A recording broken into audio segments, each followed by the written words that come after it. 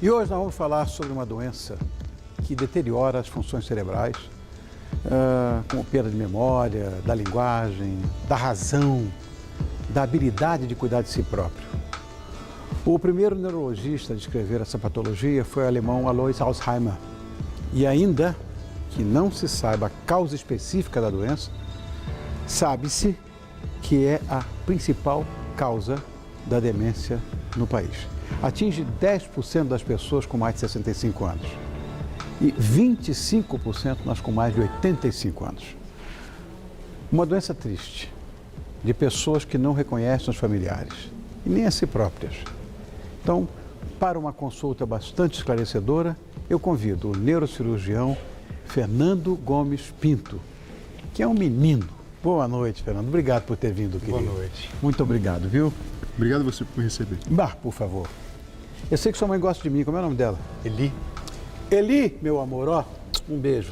Você que fez, olha que bacana aí. Obrigado por ter vindo, viu, querido? Como é consulta? Doutor Fernando, para começar o nosso assunto. Alzheimer, o neurologista, descreveu a patologia, se não me engano, no início do século XX, 1906, por aí. Exatamente. Tanto tempo depois, e a gente não sabe ainda ao certo de onde ela vem. É uma proteína, Sim, não sei o que e tal. Duas proteínas com alteração que de fato não tem uma cura, é alvo de pesquisas infindáveis e de uma preocupação bastante grande, porque a expectativa de vida está aumentando, as qualidades de vida estão melhorando. Temos aí o exemplo, por dados do IBGE, 73 anos é a nossa expectativa de vida, 76 anos chegaremos em 2020 aqui no Brasil e, pelo menos no nosso território nacional e como fora também, é uma preocupação bastante grande com esses pacientes, que representam um número bastante grande. Sabemos que atualmente cerca de 1.200.000 pessoas no Brasil sofrem desse mal, padecem desse mal. Na verdade, eu inclusive sou testemunha ocular dessa história. A minha madrasta, que era como se fosse minha mãe morreu muito cedinho, muito menina. E essa foi uma mãezona que eu tive também, a avó dos meus filhos, eu te falei em off isso, né? Sim. Alzheimer.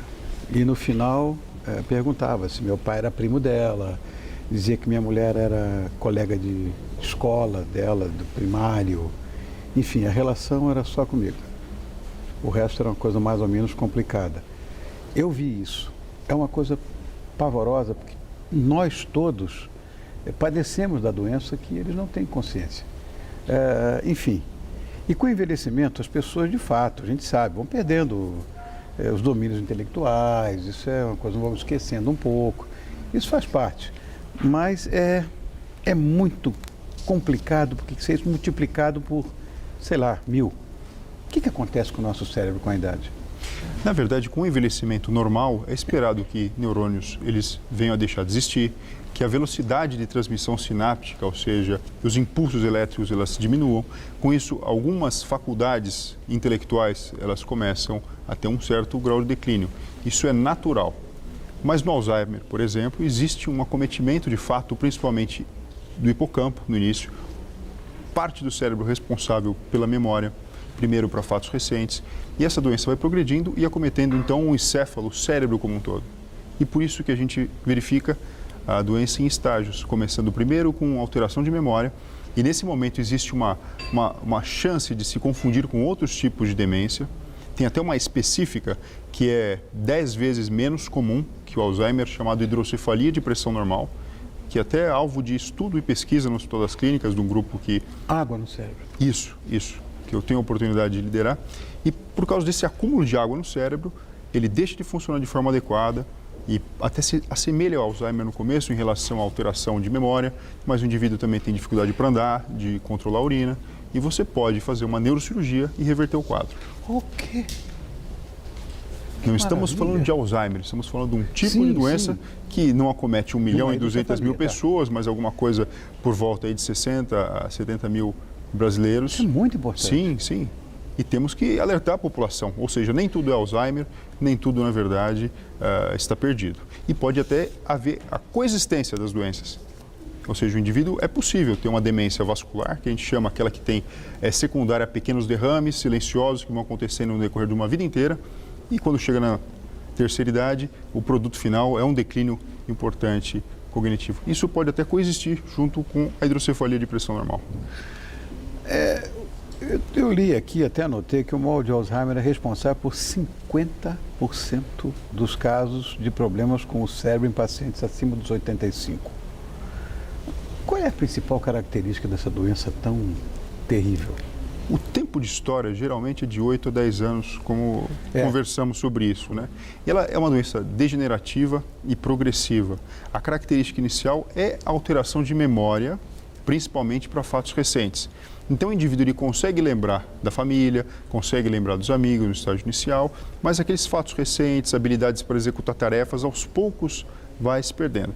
Alteração do comportamento e, por fim, dificuldade de controlar a urina, de controlar as fezes, de altos cuidados, até que chega um momento que não tem noção de si próprio, fica acamado e, enfim, e tem um desfecho triste que nós sabemos. Essa alteração de comportamento, essa alteração comportamental também é muito complicada, porque saem pelados pela casa, não tem... É muito Rony, tem o outro lado da moeda, porque veja, a pessoa que cuida, o cuidador, quer seja ele profissional ou familiar, muitas vezes ele abraça a causa de uma forma tão intensa e nem se permite descansar. Você sabe que a cuidadora dela tinha isso? Sabia que o desfecho seria esse, mas não dormia, acho que, sei lá, não comia, não sei. Abraçada mesmo com essa história. Que coisa, não? Então, por isso que é importante, de fato, a população entender o desfecho, amar os familiares e entender esse caminho. De modo que até o cuidador, quer seja ele profissional ou não, tenha períodos de pausa e de descanso, porque, de fato, é muito cansativo. É muito cansativo, de fato, é isso. Eu sei que é um diagnóstico muito difícil. Eu tenho um amigo meu, grande baterista, mas que nas horas vagas é neurocirurgião também como você, chama-se Jorge Pagura. Foi meu primeiro batera de banda de rock and roll, acredite se quiser. E ele me falou uma vez que eu preocupado e tal, com a minha velha, eu ligava para ele, falava, ele disse: Rony, esse é um diagnóstico muito difícil. Como é que é feito esse diagnóstico? História clínica.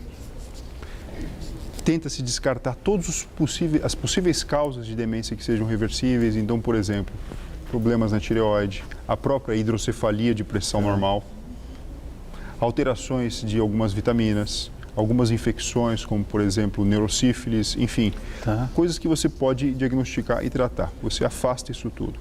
Com uma história compatível com algo que começa com memória, mais alguma outra alteração, como, por exemplo, um distúrbio de linguagem, de comportamento, orientação no tempo e no espaço. E exames de imagem. Então, uma tomografia de crânio, uma ressonância podem mostrar atrofia cerebral, podem mostrar o hipocampo um pouco menor. Outros exames também de imagem podem mostrar essas alterações. Testes neuropsicológicos, alguns marcadores no líquido céfalo-raquidiano, enfim. O médico, como um verdadeiro detetive, tenta buscar provas, pistas e indícios de que o paciente tem o diagnóstico. E por exclusão, então, fecha-se no diagnóstico de Alzheimer. E de fato 50%. Diria assim, 50% das causas de demência são devidas ao mal de Alzheimer. 25% depois, demência vascular, por pequenos derrames. E a hidrocefalia de pressão normal, 5%. Senil, essa, é isso. Olha, eu tenho um querido amigo meu, não pessoa conhecida, inclusive até no nosso meio, não como artista, mas como gestor dessa história toda aqui, que teve um dia trabalhando no escritório. Ele deu uma desmaiada e tal, e corre para ver o que é, etc. E toma exame, 60 e poucos anos. E chegou ao seu diagnóstico, Alzheimer. Foi uma coisa muito pesada, Fernando, que ele ligava para os amigos, queria muito que vocês estivessem comigo, que viessem jantar comigo e tal, porque daqui a pouco eu sei que não vou reconhecer mais ninguém. Rapaz, como isso apertou meu coração. A consciência de uma pessoa que tem um nível de informação acima da média, que quer saber o que é, isso é tão duro, é tão doído quanto talvez até aquilo que o cuidador, o que a gente passa depois, né? Sim. Enfim, a idade, eu sei que é depois de 65, mas ela pode ocorrer antes? Pode acontecer antes. E, de fato, existe uma grande correlação entre a incidência da doença, o surgimento da doença e a idade avançada.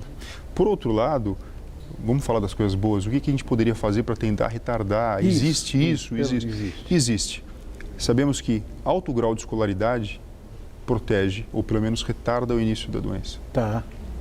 Afastar problemas que sejam relacionados à demência vascular, como, por exemplo, se tiver diabetes, tratar, se tiver a pressão alta, controlar o colesterol. A atividade física tem o seu papel fundamental durante a vida inteira. A gente sabe que a atividade física ela estimula a formação de novos neurônios nessa região do hipocampo. Não quando o indivíduo está doente. Na verdade, atividade física específica, Fernando, não? Que seja atividade aeróbica, com duração de pelo menos 30 minutos por dia. Tá. O mais importante é que seja uma atividade que você tenha motivação. Você tem que gostar. Tá. Você tem que estar motivado. Você tem que estar apaixonado por aquilo que você está desempenhando. Pode nadar, pode caminhar, pode jogar tênis, qualquer coisa. São tantas possibilidades que rodizia. Faz 3 meses uma atividade, depois o importante é inserir isso dentro da rotina. As benditas palavras cruzadas e jogos de memória, de fato, auxiliam. Meu pai fazia isso com a minha velha, pedia para ela fazer palavras cruzadas. Tem trabalhos científicos que mostram que você consegue ir até atrasar a evolução da doença em 2 anos e meio, ou de outras demências também, para pessoas que têm o hábito de fazer isso no dia a dia. Então, assim, seria uma poupança de saúde, o que eu estou querendo dizer. Né? Ou seja, estudar bastante, aprender mais de uma língua, entende? Tentar ler bastante, discutir, ter amizades, fazer viagens, experimentar novos sabores. Quando eu estava falando dessa história desse amigo meu, que teve de forma tão precoce esse diagnóstico, cabe uma pergunta aqui. Existe, eventualmente, a predisposição? Ou seja, se há algum componente genético, cromossomático nessa história? Então, em termos de herança genética, acredita-se que 10 a 15% possam, de fato, ter um vínculo genético realmente relacionado. Mas o aparecimento, ele tende a ser mais esporádico. A maior porcentagem dos casos acaba sendo mais esporádico. Quer dizer que não é uma regra eventual? Não. Tá. Estágio da doença? Sim, no início, mais a questão da memória, orientação no tempo, no espaço, alteração de linguagem, de comportamento, até as memórias mais antigas, elas deixam de ser acessadas, assim como o que chateia a gente, os autocuidados, né? Existe algum tratamento que seja conservador, mas existe? Existe medicamentos que abrandam, que diminuem um pouco os sintomas, existem remédios que são sintomáticos, então o indivíduo tem uma tendência a ter um comportamento depressivo, você pode dar um antidepressivo, o indivíduo tem alucinação, tem surtos psicóticos, que seja, você tem medicação para abrandar, existem remédios que fazem a vez de um neurotransmissor, né, que ajudam, na verdade, de alguma forma, mas sabemos que, assim, parar a doença e fazê-la voltar para trás é extremamente difícil. Como eu falei, o que a gente sabe são estratégias que durante a vida inteira o indivíduo pode tomar para tentar se proteger da doença de Alzheimer.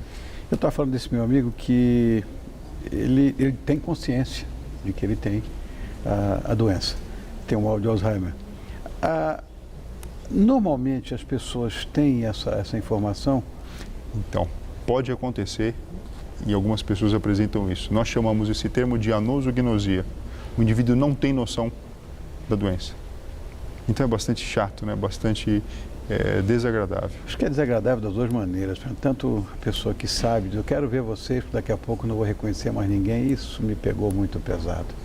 É uma pessoa tão do bem. Enfim, vamos torcer para que exista daqui a pouco um tratamento. Claro.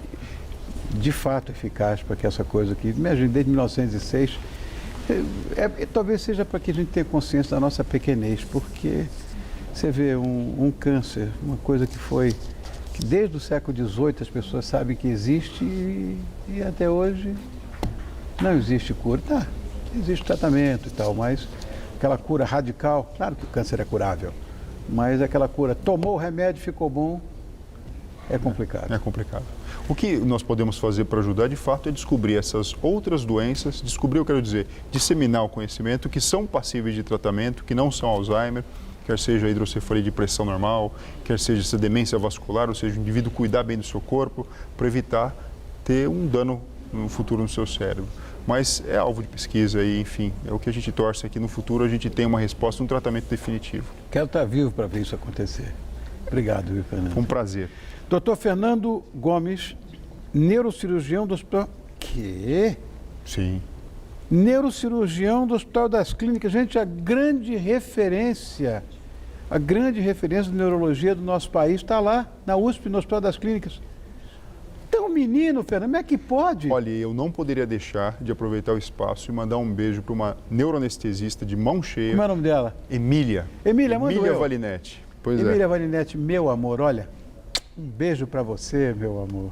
Fernando, muito obrigado por ter vindo, tão articulado, o cara com um currículo desse. Ó, o diretor conhece, quero apresentar você. Márcio Tavolari é o nosso diretor. Ele acabou de dizer o seguinte, que você voltará outras vezes. Muito obrigado e volto com o coração aberto. E eu também te receber. Obrigado, Fernando. Um abraço grande, meu velho. Fica com Deus. Obrigado.